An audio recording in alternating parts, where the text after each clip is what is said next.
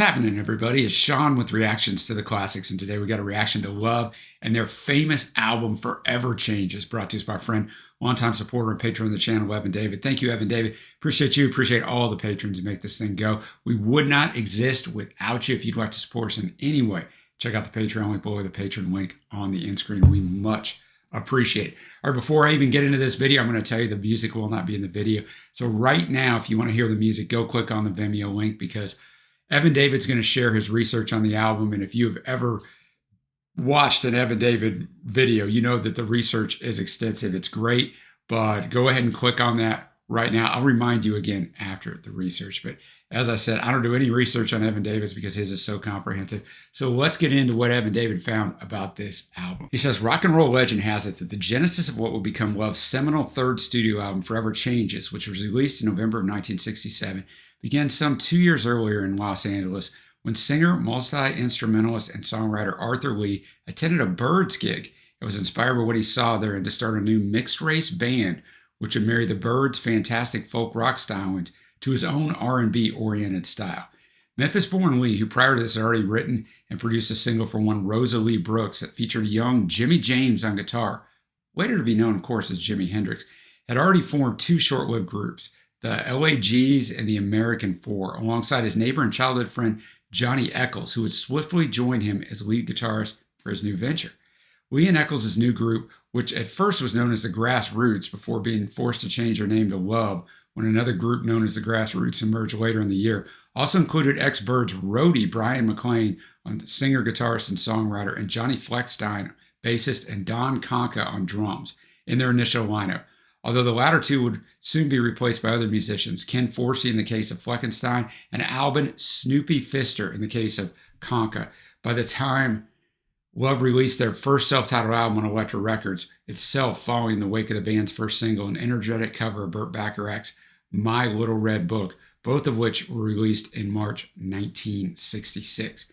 By this point, Love had already acquired a formidable reputation as live performers on the LA club scene in establishments such as Brave New World and especially Beto Litos, a reputation which in turn had inspired Elektra label boss Jack Holzman to sign them in the first place, with Holzman later recalling that, quote, I went to see them in a Los Angeles club, and they were the oddest band I'd ever seen. But I was gripped by their music. I'd never done rock and roll, but they really attracted me. Arthur Lee, in turn, would recall that, quote, we had the perfect band. There was nothing else like it in the world. We had the sound, the look, the crowds, and the songs that the youth and the Hollywood scene wanted. We were so unique and sounded and looked so good, it didn't seem to matter what color we were. The strip would be packed with people back then, and a lot of them drove by just to see the styles we were wearing. We sure didn't disappoint them. We were as freaked out looking as you would want to see. Sadly, however, what would have at first appeared to be some of Love's most formidable strengths, such as their pioneering status as mixed-race rock band, coupled with their sheer creative excitement that Lee's precocious musical gifts could produce in songs like their revolutionary proto-punk singles 7 and 7 Is, which was released in July 1966, reached 33 in the US, and was their only top 40 single ever, which is crazy. That song was later covered by the Ramones and Love devotee Robert Plant, amongst others, could themselves become chronic sources of weakness as time went on. As Johnny Eccles went on to explain, for example, we were humongous here in LA and Hollywood. When you got outside of this area, like in places in the South, they would book us because either they didn't see the album or they couldn't tell that we were a mixed race group until they saw us. Many a time we booked for a gig and they'd find out and then it would be canceled, or they would expect that we would play in front of a segregated audience. We would have no part of that nonsense, and so we lost so many gigs. And the record company is of a mind that we need to go on tour to promote these records, because the more places you go, the more places are going to buy these albums. So we're kind of stuck. We could play in Hollywood and all of California and many other places up in Oregon and Washington State and the East Coast.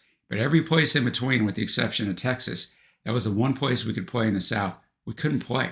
And fellow Elektra band, The Doors, could, of course. So they went out and just did their things. And so, of course, they were making way, way, way, way more money for the record company. And so the record company just kind of switched off of us and switched on to them.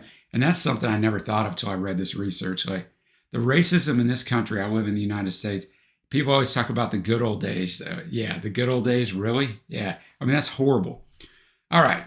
Indeed, it was apparently at Arthur Lee and Love's behest that an initially unimpressed Jack Holzman had decided to sign the Doors to Elektra in the first place, with the Doors themselves hoping early on to be as big as Love with the rest, of course, being its own chapter in musical history. In the meantime, the risk of encountering such backwards attitudes to his band outside of their LA safe haven was but one factor in determining Lee's already increasingly depressed and paranoid mental state, with Lee himself explaining that, quote, I was kind of spaced in those days. You know what I mean? Sometimes when I go to work and the streetlight says wait, stop, and go, if the green signal didn't wink at me, I wouldn't go to work. I've been out there in my day. Why weren't we as big as the Beatles? One is because I couldn't cooperate. And the other is I'm not going to go and eat stuff on the road like these flunkies. I headlined over the Grateful Dead, Moby Grape, Janis Joplin's bands. All those people. And at one point I had to say, hey, my name is underneath this band, and I refuse to play unless they change the marquee, you know. I'm not like an egomaniac, but I know what I'm doing in music. Basically, I had a good thing going on the West Coast, and actually, to tell you the truth, I was afraid to go somewhere else because I didn't know how I'd be received, and I had it sewn up here. It's cool. I can live here, and I can make a living. But to go to New York and play in those other places, I was just 19, 20 years old, man. I didn't know that it's all the same. As a result of all this, as well as of the band's increasing discontent with Lee's own often domineering attitude and their ongoing frustrations with Elektra when it came to promoting both them and their records, such as Love's second album, De Capo, released in November of '66. By the time it came to recording Love's third album, this one, Forever Changes, in August 1967, the group's future prospects seemed to be deteriorating rapidly, even as the band itself had already undergone further personnel changes, with Snoopy having been replaced on the drums by one Michael Stewart Ware in mid-1966. Snoopy had at first switched to being Love's organist and harpsichord player, but by the time of Forever Changes, both his services and those of the band's erstwhile woodwind player, Jay Cantrelli, had finally been dispensed with. After all, as Love's producer-engineer Bruce Botnick once put it, it's very hard, you know, when one of the band members starts to take the spotlight. And the reality is, he's the songwriter, and he's the lead singer, and he's the arranger, and so on and so forth. He is Love. Arthur was Love. Lee's fellow songwriter Brian McLean took all this particularly harshly, especially as he was increasingly frustrated at how comparatively few of his own compositions were being recorded by Love, and began to explore the possibility of a solo career of his own as a result. No wonder then that, as Eccles once again recalled, we started working on Forever Changes just a few months after we finished De Capo, and there was kind of a little discord because the more successful you get, the more you start digging at each other. There was little political moves and machinations going on back and forth, and Brian still wanted to have more of his songs done, and it just wasn't, it just wasn't just the same feeling. There wasn't the same camaraderie anymore. All this was worsened still further by the band's increasingly excessive and debilitating drug use, and of heroin in particular, with Lee himself later insisting that, quote, my band had no idea what I was doing when I did Forever Changes. They had no idea the expectations that they were to follow. They had no idea that I was recognized in the world of my music as the way it was. I tried real hard for the band to stick together, but how are you going to play when you're asleep? How are you going to play in the studio when I have to shake you and wake you up? I had these songs in mind. I was determined to do what I was going to do. I knew all the orchestra parts. I just needed someone to help me arrange the things that I did on Forever Changes. And that guy's name was David Angel, end quote. In the meantime, however, Lee and the others' mutual frustrations would lead Botnick to take a particularly radical step in order to finally get the recording going, whereby, as he later explained, quote, I fired the band and brought in Hollywood studio musicians, the great Wrecking Crew, right? Not just any studio musicians, but the Wrecking Crew, to play 2 or 3 cuts with Arthur and Johnny. And I remember the rest of the guys were in the control room, and there were tears on their faces. And then afterwards, they came to me and they said, we'll get it together. We'll show you. And they did, and I have to hand it to them that they were able to come back from it. And I'm not going to be taken down by this. I'm going to do it. It was obvious, though, that album, that they weren't going to be there at the end of the album because of what we'd gone through, the emotional upheaval. It was really gut-wrenching what they went through, even for Arthur. Indeed, while Botnick's musical shock treatment may have temporarily galvanized the band to finally finish recording Forever Changes in a mere 64 hours, which is absolutely insane, the longer-term damage had already been done, and as such, the writing was very much on the proverbial wall for the incarnation of Love in the aftermath, with Brian swiftly leaving for a solo career and Lee unceremoniously firing the rest of the band shortly thereafterwards. Lee would go on to recruit on an all-new lineup and record 3 more studio albums under the name Love, For Sale and Out of Here, both released in 1969, and finally False Start in 1970, but none of them or subsequent solo career would even come close to matching his achievements with Forever Changes. Although ironically enough, as Lee himself later noted, quote, my new band couldn't stand Forever Changes. They were white guys, but they were more into funk and rhythm and blues than they were into listening to Forever Changes and the words and things that I was saying. And I thought, well, maybe I made a flop. And so for years, I thought Forever Changes was a piece of crap. Certainly Forever Changes was indeed something of a flop in the U.S. album charts to begin with, managing to only reach 154 on the charts.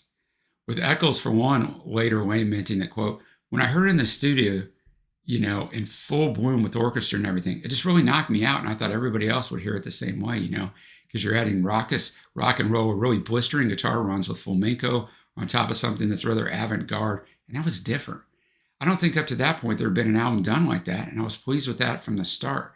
I know that Arthur was kind of, I don't know, maybe a little ambivalent, but I heard it differently. It wasn't the music. It wasn't the album that caused it not to be accepted. All it needed to do was be in the right stores and the right communities and be given the proper promotion, and it would have done what it was supposed to do. And that was the thing. I mean, it's not as much the case now, it's somewhat, but with streaming and different avenues and social media, artists can get themselves seen. But back then, man, it's all on the record companies, right? Over the intervening decades, however, Forever Changes would come to epitomize the very idea of a cult album whose status as an unsung work of musical genius would be enhanced via sheer word of mouth, to the point that his famous admirers included not only Love's contemporaries, such as the Rolling Stones, the Doors, and Led Zeppelin's Robert Plant, but later bands such as Primal Scream, the Jesus and Mary Chain, and especially the Stone Roses.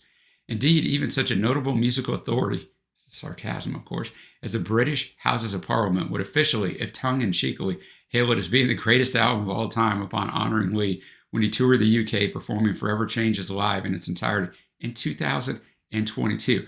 However, the album was always more successful in the UK, went to 24 on its original release.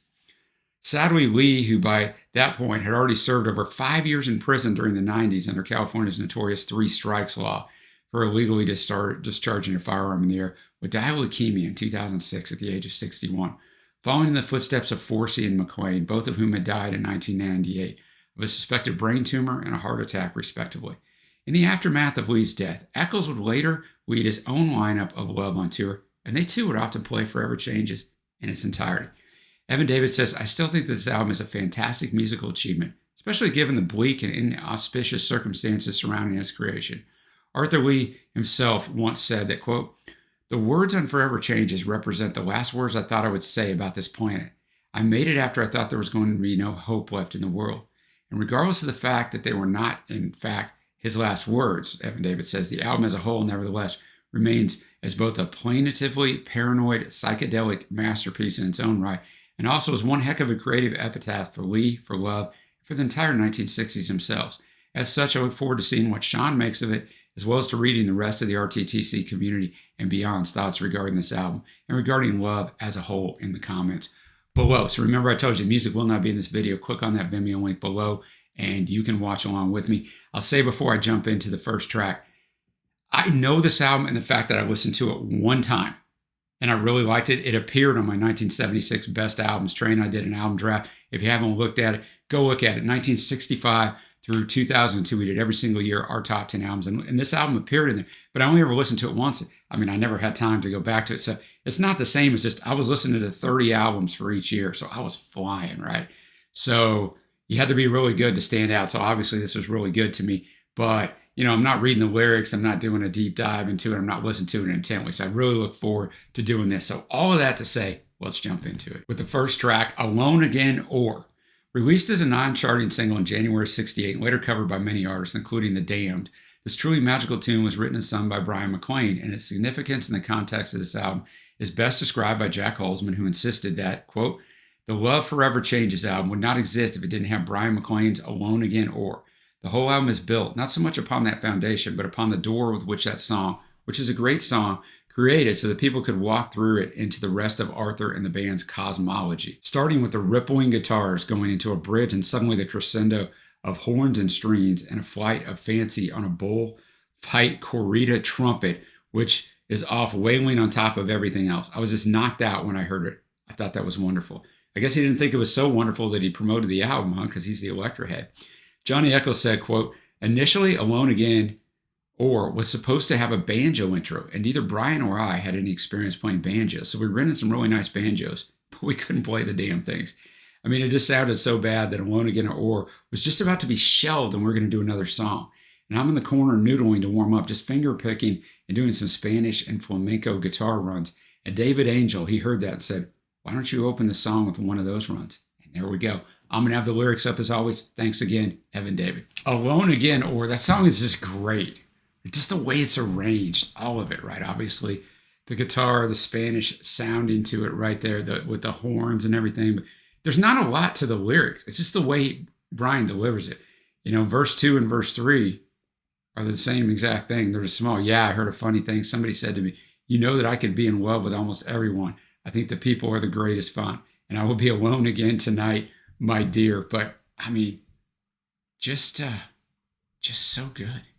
So good. I mean, I see in other places it says that Brian wrote this as a tribute to his mother, a flamenco dancer. I don't know if that's true or not. I didn't dive into that, and Evan David didn't mention it. But yeah, I mean, what a great way to start the album. Next up, we have A House Is Not a Motel. Released as a B-side to Alone Again or this eerily sinister guitar-driven Arthur Lee tune was inspired by a potentially equally sinister encounter that the band had while playing in San Francisco.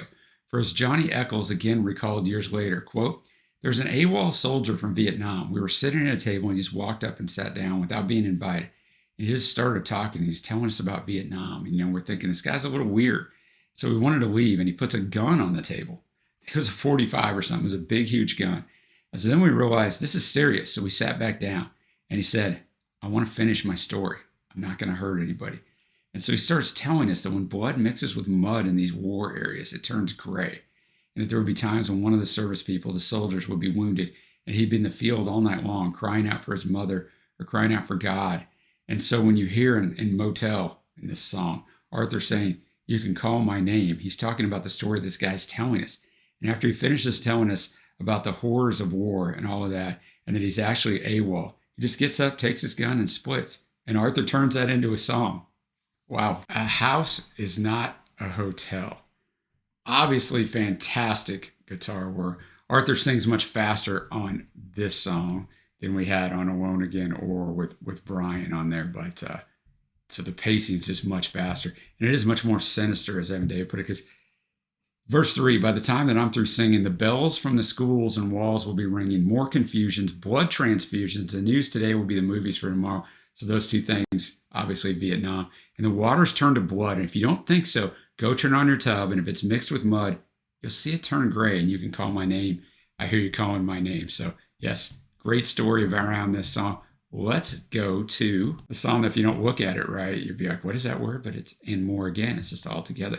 Released as a B-side to the non-charting The Daily Planet single in March of 1968, this bleakly beautiful tale of addiction and sensual temptations was the first of the songs on this album whose instrumentation was provided by the aforementioned Wrecking Crew, and as such, perhaps unsurprisingly, serves as a particularly powerful showcase for the plaintively soaring qualities of Arthur Lee's voice at their finest, even as the singer himself haplessly and hauntingly attempts to rise above a mortal word wherein, quote, I'm lost in confusion because my things are material. And More Again. Once you know the Wrecking Crew's on there, Hal Blaine's drums, all the rest of it, you can tell, right? It is very crisp instrumentally sounding.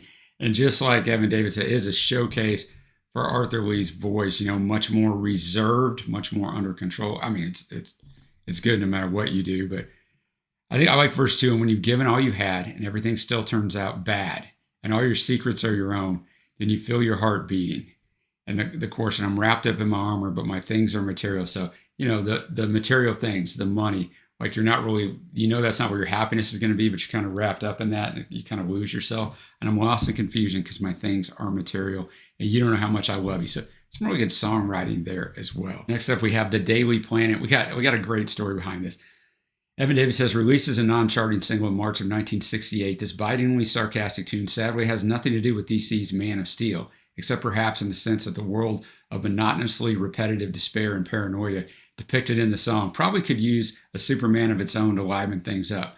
Oddly enough, however, the song itself, while it was the second last track on the album to be recorded under the auspices of the Wrecking Crew, is perhaps more famous today for rumors that it might have led Love to creatively collaborate with, if not a Superman, then certainly an artist who would soon become super famous in his own right, namely Neil Young, who was allegedly asked to produce this song, but as it turned out, the whole thing was effectively a non-starter, none of which serves to undermine the musical impact of the song itself in any way. Now, more info on the Neil Young side. According to Johnny Echols, the whole idea was always going to be a mismatch since, quote, we knew Neil Young. We used to smoke grass and hang out and trip with Neil, and we just could not accept him as a producer. It just wouldn't work. Bruce Botnick had asked Neil to come down because at that point, Neil was going through hard times and was about to be evicted. So he's going to get a producer's cut for producing this one song, The Daily Planet. When he got there, both Arthur and me started laughing, and the laughter turned into, wait a minute, man, you can't be serious because Bruce is serious. Neil is serious, but we're not. And so we're just saying, man, this can't work. Don't do this. Why don't you just pay him, whatever for today, and let's just call it a day. And that's what they did. So he had no involvement whatsoever in any part of that song. It was just a dumb idea by Bruce Botnick to help Neil out, which wouldn't have worked. But Neil Young is credited officially on the album credits as arranger of this song. The Daily Planet, really liked the sound of that one. Uncle Neil not involved, even though it says, I should have mentioned with Bruce Botnick, I mean, it was really nice of him to want to do that and give up that arrangement because he was giving up his own money, right? Because he was part of his own money because he was co-producer. Bruce went on later to work with Neil a little bit in Buffalo Springfield, and he worked with the Doors, ironically enough, since the Doors and Love, are kind of bound together, as we mentioned in the intro. When Paul A. Rothchild quit as producer on L.A. Woman, it was Bruce that came in and finished the album, and worked as his main thing was as an audio engineer, worked on Let It Bleed with the Stones, so on Pet Sounds, he did a lot of things. But anyway, I digress, but I wanted to throw a shout out to Bruce because, to do that and give up some of your money to help a guy who's down and out says a lot about you. This song is really just about everybody's going on with their daily monotonous life, but the world's going to come to an end. Kind of what Arthur said towards the end of that write-up by Evan David. They thought he was writing this and the last words he'd ever write, right? So, I don't know. Verse 4, the last verse, I can see you with no hands, face, eyes, I need you. You're my heart, face. Look, we're going round and round. The first verse talks about getting up, doing your thing, doing the same thing every day, just waiting for the sun to come up and go down. So a good song. Next up, we have Old Man, the second of only 2 Brian McLean composed songs on the album. This sweetly eloquent and evocative tune, while understandably overshadowed by McLean's opening masterpiece, Alone Again, or nevertheless serves as a useful reminder of the significant differences between his songwriting vision and that of bandmate, of course, Arthur Lee, with McLean once commenting that my goal for my music was always timelessness. I was trying to write and construct music that couldn't necessarily be associated with any particular time. It would still sound good 30 years later, 50 years later, a goal which I, for one, Evan David says, would claim has indeed been very much met in this case. Old Man. So Brian's just basically talking about the fact that this old man was giving him advice, and he didn't really believe him, but then he found the girl of his dreams, and the guy gave him he finally saw the light. I think the guy gave him a Bible, and so he's thanking this old man, saying this old man would be happy that I finally listened to him. Definitely different musically. I wasn't actually a big fan of it, and that's no shade at Brian, but it's hard to top when you have just an epic song, right? Like Alone Again, but it was fine. I didn't dislike it, but I wasn't feeling it compared to some of the other songs on here. All right, next up we have the closer to side 1 on the traditional album, The Red Telephone. Evan David says a complete sea change mood-wise from the previous tune. This utterly captivating yet also utterly paranoid song is a bleakly potent reminder that Forever Changes was not created in a socio-political vacuum, with Johnny Echols once again recalling how, quote, this country was changing. You had the civil rights movement, and the colleges were in uproar over what they considered, and what we all consider to be the hypocrisy of the times. And so the music, it was a catharsis. It was something that allowed you to get away from the reality in which you lived. It was also something you could relate to, end quote. Certainly it's not hard to find echoes throughout hippie and post-hippie 60s pulp culture, such as in the classic mind-bending 60s TV show The Prisoner, for example, of Lee's paranoid sentiments as expressed in the song by such fearsomely powerful lines as, quote, they're locking them up today, they're throwing away the key. I wonder who it'll be tomorrow, you or me? The Red Telephone, of course, probably a reference to the red hotline that used to be between the Kremlin and the U.S., right? From the Cold War age. We're still in the nuclear war age, but the Cold War age. But there was one line in here that struck me. Now, he didn't sing it the way it's written in the liner notes. But if you want to count me, count me out in. But they don't say the in part in there, but that's in the lyrics, which reminded me, of course, of Revolution, where Lennon says you can count me out in and cause all that controversy. The next year in 1968. But yeah, I mean, this the song is based about what we talked about in the beginning. You know, he's talking about sitting on the hillside, watching all the people die. I feel much better on the other side. I'll thumb a ride.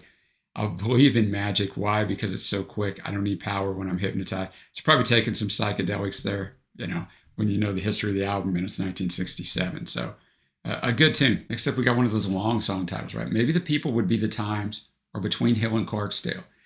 Beginning side 2 of the album on a seemingly far more positive note, the gloriously sunny guitars and horn work on the song make it an oddly uplifting experience. Even as Lee's lyrics once again paint the picture of a nervously energetic LA scene, which had nonetheless always served as a creative safe haven for his band.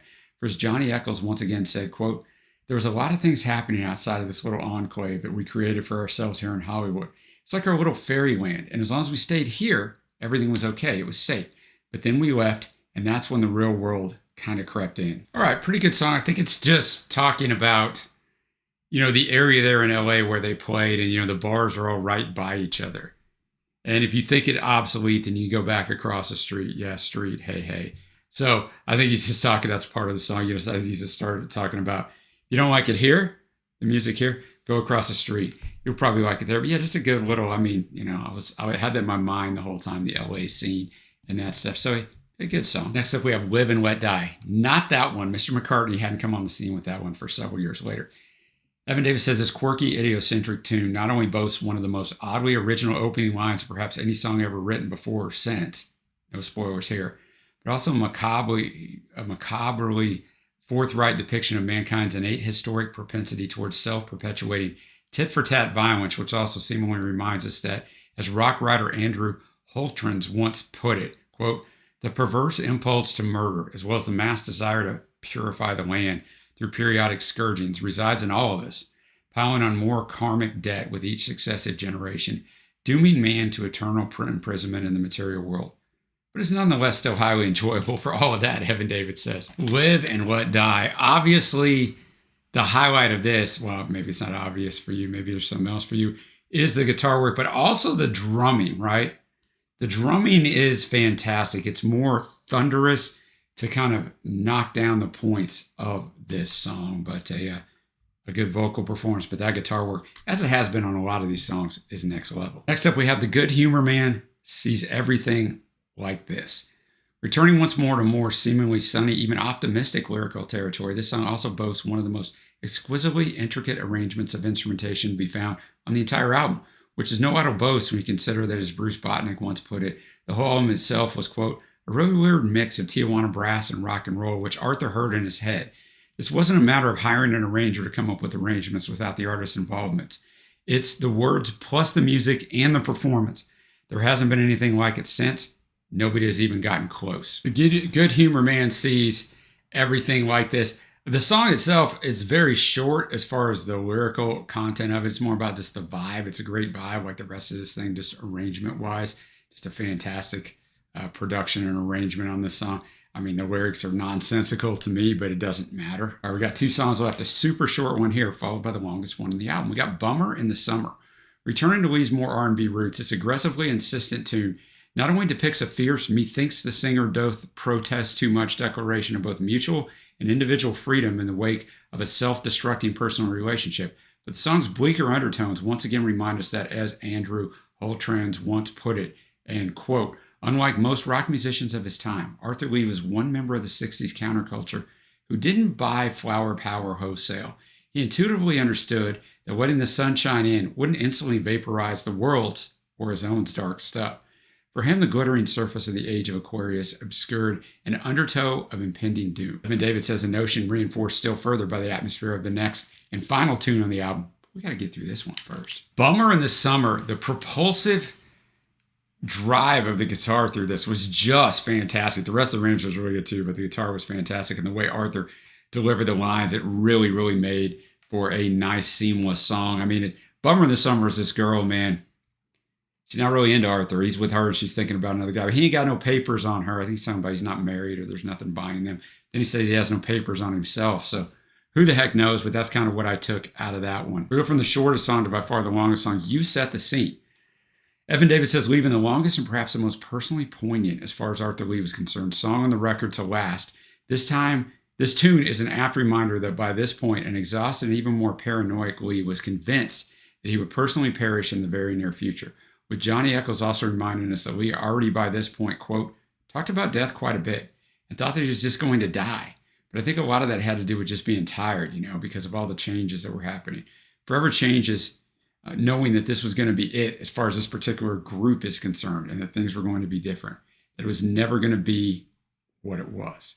Nevertheless, however, and as Andrew Holtrans one more time once put it, quote, You Set the Scene is still perhaps the only positive statement of purpose on a record weighted heavily towards the angsty end of existentialist spectrum. Remember that these words come from a man who believed he was about to die. He also, in Forever Changes, left us with an achingly beautiful and perennial challenging meditation on the 60s, on Los Angeles, on America, on life, spirit, psyche, and destiny that should last as long as its title implies. And despite its grim jeremiads, its paranoid jitters, its existential malaise, its spleen and withdrawal, the record ends with perhaps the most clear-headed, courageous call to positive action in the face of death ever committed to wax. Now that is a weighty statement. All right, You Set the Scene. That was just really, really well done. I think it's the second best song on the album. Just the way he takes you through things.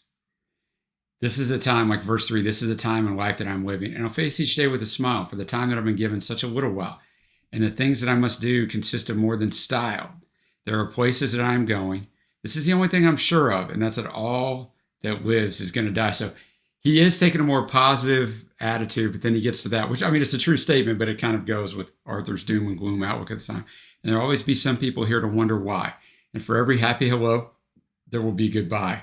There'll be time for you to put yourself on. And so I think it's just really well done. I thought the arrangement was great. Some people say it's an early example of proto-prog because of, a lot of jazz-like instrumentation, the horns and the strings. But they're on other songs on here too, but the time signature does change and it's almost 7 minutes. So I could see that. I don't think it's a great example of it, but I could see it. All right, now it's time to get to favorite tracks. Evan David says my top 3 favorite tunes on this album are in reverse order. And More Again in third place, Live and Let Live in second place, and far above all, Alone Again or in first place. With honorable mentions for A House Is Not a Motel, The Red Telephone, and especially You Set the Scene. Now we'll get to my favorite tracks. My honorable mentions are And More Again and The Red Telephone. My faves by far are Alone Again or and You Set the Scene.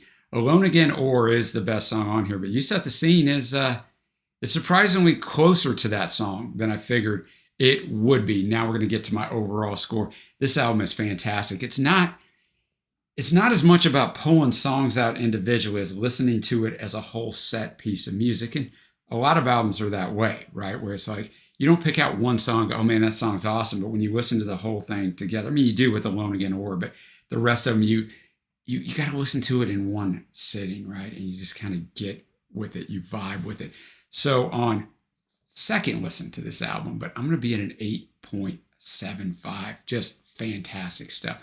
So thank you to Evan David for this. Let me know what you think of this album below. A very unique album in the fact that now it's thought of so well, but it wasn't at the time. But Pet Sounds by the Beach Boys was exactly the same way. It did not have success. We got a review of that up if you want to go watch that after this. But thanks again, Evan David. Thanks everybody for watching. Until next time, guys, I will see you.